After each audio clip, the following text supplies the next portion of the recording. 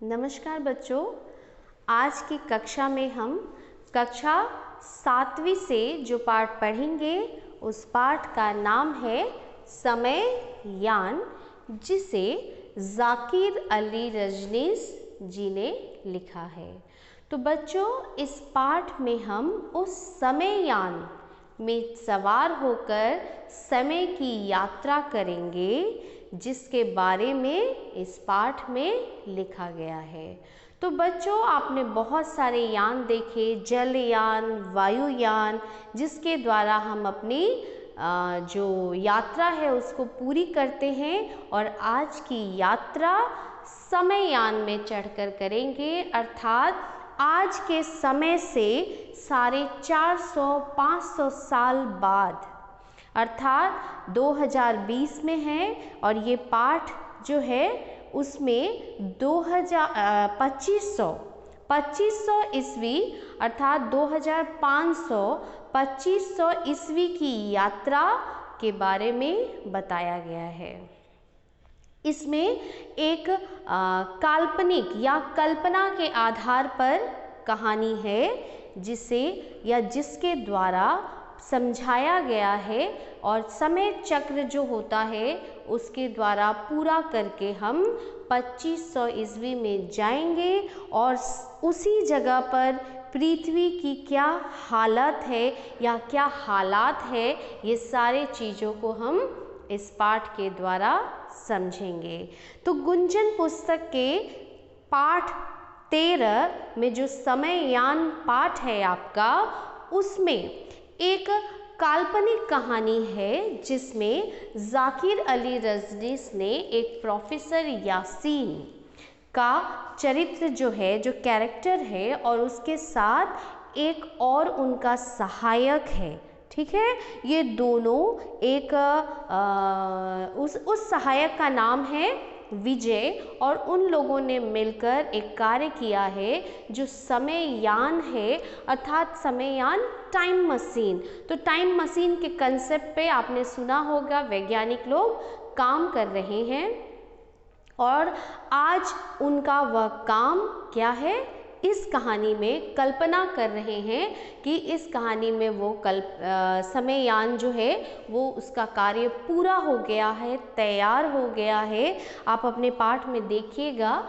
कि किस तरीके से यहाँ बता रहे हैं, काफ़ी खुश हो रहे हैं। प्रोफेसर यासीन कह रहे हैं, देखो विजय, हम जीत गए, अर्थात हमारा समययान तैयार हो गया है। और प्रोफेसर यासीन विजय उस पे चढ़कर कहाँ की यात्रा करेंगे, 2500 ईस्वी, 2500 ईस्वी की। और जब वो उस 8 फुट सतरंगे अर्थात देखिए ये जो समययान है, और इस तरीके के कपड़े पहन के ये कंप्यूटर कृत नुमा जो रूम है या कमरा है वहाँ की बात बता रहे हैं, और कह रहे हैं कि वो जब उसमें सवार होते हैं, कदम रखते हैं, तो उनका शरीर पूरा रोमांचित हो उठता है। अंदर पहुंचते हुए उन्होंने क्या किया, कंप्यूटर चालू कर दिया और समययान धरती से आधा फीट ऊंचा उड़ा, और जो सतरंगी जो रंग है, सतरंगी रंग की पट्टियां हैं, वो धीरे धीरे घूमते हुए ऐसा प्रतीत होता क्या होता है, बहुत जोर से घूमता है और सब सफ़ेद सा नज़र आता है। और अचानक वो समय चक्र क्या पूरा करता है, देखिए क्या कहते हैं, बड़ी तेज़ी से जाता है। 2050, 2100 और 2300 और फिर 2500 ईस्वी में पहुंच जाता है और पहुंचकर थम गया है। और ये जो कहानी है, यहाँ जो प्रोफेसर काम कर रहे हैं वो करोल बाग के, दिल्ली में जो करोल बाग है वहाँ की एक कॉलोनी है, वहीं पे ये कंप्यूटर बनाया गया था। अचानक वो उसी जगह में 2500 ईस्वी में जब समय की यात्रा करके पूरी करते हैं तो क्या देखते हैं बच्चों, वो थोड़ा सा सुनिए। प्रोफेसर यासीन आज भी करोल बाग में ही खड़े थे। यह करोल बाग 2000 या 1900 का ना होकर 2500 ईस्वी का था और इन दोनों के बीच जीवन और मृत्यु जैसा अंतर था। ठीक है, और जो फासला था वो जीवन और मृत्यु में जितना फासला है उतना ही फासला था जीवन के समस्त लक्षणों से रहित, अर्थात जो धरती अपनी बर्बादी की तस्वीर चलचित्र के समान बयां कर रही थी, अर्थात धरती का जो रूप था वो बिल्कुल बदला हुआ था। क्या है ये, वो देखिए आप। इस महाविनाश का जिम्मेदार कौन है? उन्हें चमकती हुई जो चीज़ नज़र आ रही है वह क्या थी? अर्थात अभी धरती ऐसी थी जहाँ सिर्फ रेत ही रेत थे, अंगारों की दहकती हुई रेत थी। आगे पीछे बाएं दाएं जिधर भी दृष्टि जा रही थी सिर्फ रेत नज़र आ रहा था और उनकी आंखें फटी की फटी रह गई। पेड़ पौधों का तो निशान नहीं था, यहाँ तक कि जो घास होती है, हरी हरी घासें जो आज आपको देखने के लिए मिलती है, वो भी दूर दूर तक नज़र नहीं आ रही थी। धरती इतनी बर्बाद हो चुकी थी, ये सोच ही रहे थे वो। और गर्मी भी बहुत थी, असहनीय गर्मी थी। अर्थात आज जो पृथ्वी का हालत है वो 2500 ईस्वी में जाकर क्या होने वाला है इसकी कल्पना है। ठीक है बच्चों, तो इसके बाद हम देखेंगे कि अचानक क्या होता है।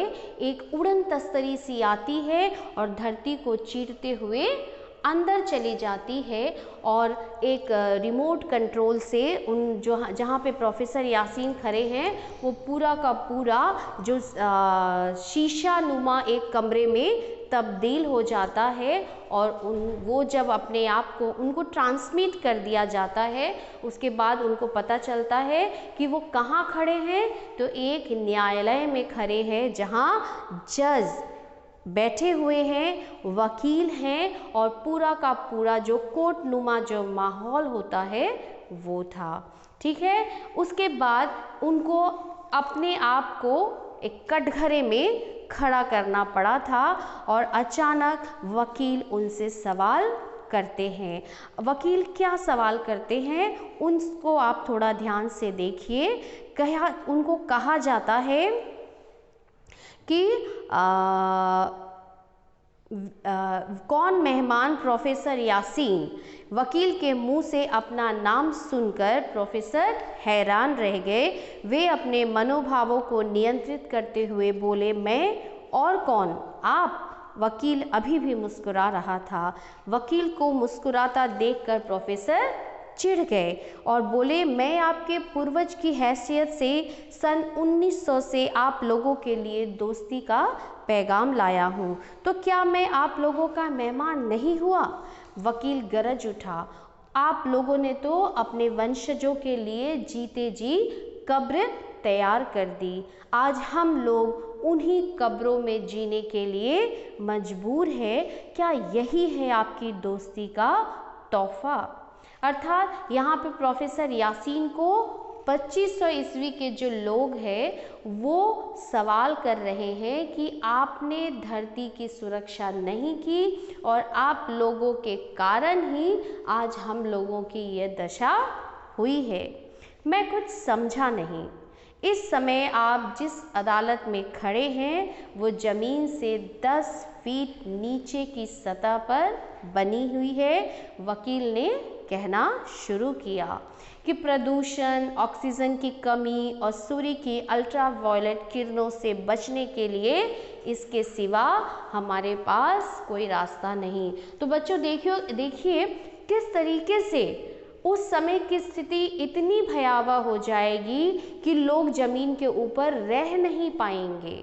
आज भी आप देखेंगे अंडरग्राउंड बनता है, कमरे बनते हैं, जो दुकानें हैं वो होती है, लेकिन ट्रेन होती है, मेट्रो रेल जो है वो है। लेकिन आज की स्थिति से 2500 तक आते आते हम आम जो मनुष्य है वो ज़मीन पर रहने लायक नहीं होंगे। तो क्या दिखाया गया है इसमें कि ज़मीन के नीचे कब्र के समान लोग को रहना पड़ रहा है और इस सब का कारण प्रदूषण, ऑक्सीजन की कमी आदि है। अल्ट्रावायलेट रेज, क्योंकि हमारी जो ओजोन लेयर है आपको पता है अभी छेद हो गया है उसमें, हालांकि वैज्ञानिक उसको बनाने में लगे हैं, लेकिन अगर उसकी मरम्मत या अगर वो सही नहीं हो पाता है तो क्या होगा, एक ना एक दिन वो खराब होने के कारण सूर्य की जो परावैंगनी किरणें अर्थात अल्ट्रावायलेट रेज है वो ज़मीन पे आएंगी और जीव जंतु, मनुष्य, पेड़ पौधे सभी धीरे धीरे नष्ट होते चले जाएंगे। आपको पता है सूर्य की रोशनी शरीर के लिए हानिकारक है और लाभदायक भी है। लाभदायक तभी है जब वो ओजोन लेयर से छन के आता है, वो विटामिन डी के रूप में हमको प्राप्त होता है, लेकिन जब वो ओजोन लेयर में छेद हो जाता है और अल्ट्रावायलेट रेज डायरेक्ट हमारे शरीर पे पड़ेगी तो हमें बहुत तरह की बीमारियां भी होगी, स्किन कैंसर हो सकता है, जीव जंतु मर सकते हैं आदि। और ये जो प्रदूषण इसका सबसे बड़ा कारण है। ठीक है, आगे क्या होता है, जब वो वकील और जज सब उनसे सवाल जब करते हैं तो प्रोफेसर यासीन के पास भी कोई जवाब नहीं होता है और वे यत्रवत्र खड़े रहते हैं और वकील बोले जा रहा है। ये सब पर्यावरण से छेड़छाड़ और वृक्षों के विनाश का परिणाम है।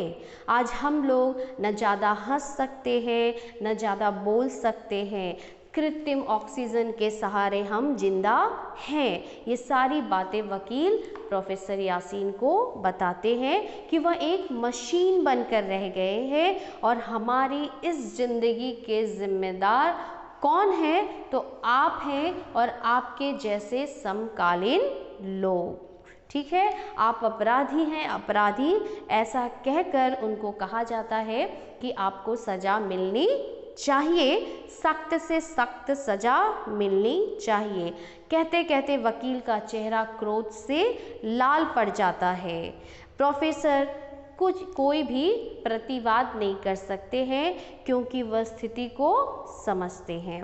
इस तरीके से उनके बोलने की जो क्षमता है वो समाप्त हो जाती है और उनका मस्तिष्क संज्ञा शून्य हो जाता है और अपराध बोध से भर जाता है। फिर अचानक कुछ ऐसा दृश्य होता है कि प्रोफेसर यासीन अपने आप को अपने टेबल पे, जिस टेबल पे वो कार्य कर रहे थे, वहाँ पे अचानक उनकी नींद खुल जाती है। अर्थात अभी तक जो आप देख रहे थे वह एक सपना था, बुरा सपना।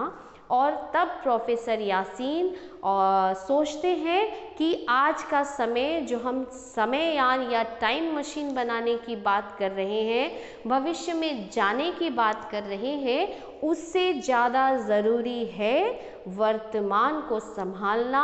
वर्तमान के लिए जो अपनी वैज्ञानिक सोच या आविष्कार है उसके बारे में कार्य करना, और इस बात का एहसास जो है वो प्रोफेसर यासीन को होता है। और अंत में बोलते हैं, वो क्या बोलते हैं कि जब उनका जो सहायक है विजय वो आता है और कहता है, सर समय चक्र की रूपरेखा तैयार हो गई, आप आकर देख लीजिए। यह आवाज़ उनके सहायक विजय की थी। तो वो कहते हैं, नहीं विजय, अभी हमें समय चक्र नहीं बल्कि अपने समय को देखना है, अन्यथा सारा संसार जो कब्र में दफन हो जाएगा। और ये कहते हैं वो दरवाजे की तरफ चले जाते हैं। तो आपने देखा, ये जाकिर अली रजनीश के द्वारा रचित एक काल्पनिक कहानी है जिसके द्वारा आपको भी समझाया गया है कि अभी हमें अपने वर्तमान को संभालने, वर्तमान को सुरक्षित रखने के लिए, उसके लिए कार्य करने की ज़रूरत है। पेड़ पौधों को जो काटा जा रहा है उसे ना काटा जाए, नहीं तो हमारी धरती रहने लायक नहीं रहेगी। अभी जो पर्यावरण है उसको संभालना है, प्रदूषण है उससे बचाना है।